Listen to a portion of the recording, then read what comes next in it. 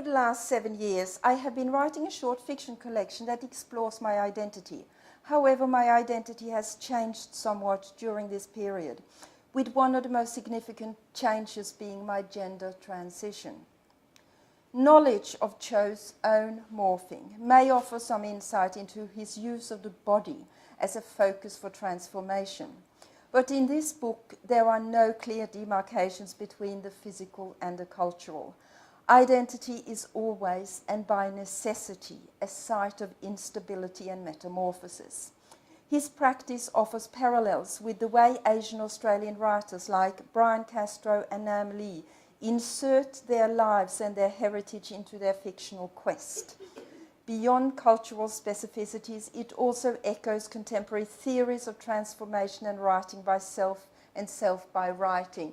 This is a more reflective piece written in the Australian Humanities Review by Cho last year. I won't read it or discuss it because I will hasten to my conclusion.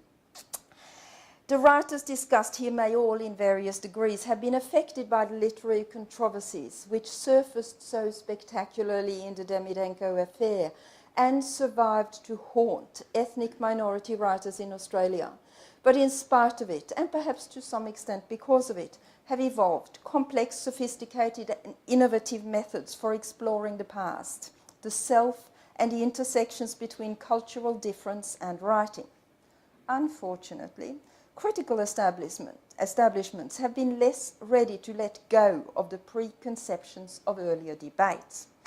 Ken Gelder and Paul Saltzman, in their recent overview of contemporary Australian fiction in the book After the Celebration, which was published last year, rather unhelpfully, I think, refer to the Asian Australian novel as a genre, thus possibly unintentionally, suggesting that there may be generic markers which bind these writers and texts and set them apart from the rest of Australian fiction.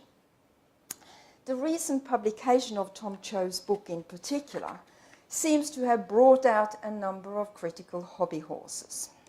On the one hand, the author's immersion in popular culture has earned him the ire of capital L literature's stern defenders. This is the review in the Australian Book Review. The transience of pop is a dangerous field indeed to allow into the realm of literary fiction, filled as it is with old-fashioned notions of timelessness. Too much product placement and junk kills literary prose.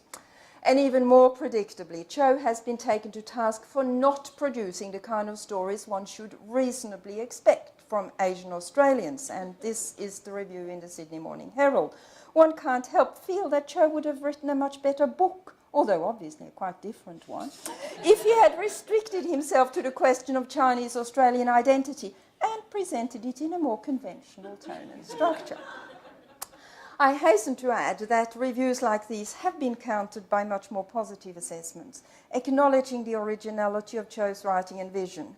My argument remains, however, that while Asian Australian writers deftly negotiate the stereotypes attached to their writing, there are always critics ready to confine them to the prison house of restricted and outdated categories of identity and writing. Asian Australia and its literary output has to contain the identities, the heritage and the boats which have shaped its present. But I think it needs to do more than that, and it does. Perhaps the very notion of Asia in Asian Australia itself needs to be acknowledged as a kind of fiction, which becomes harder to sustain the more the population grows, the heritage diversifies and the cultures morph.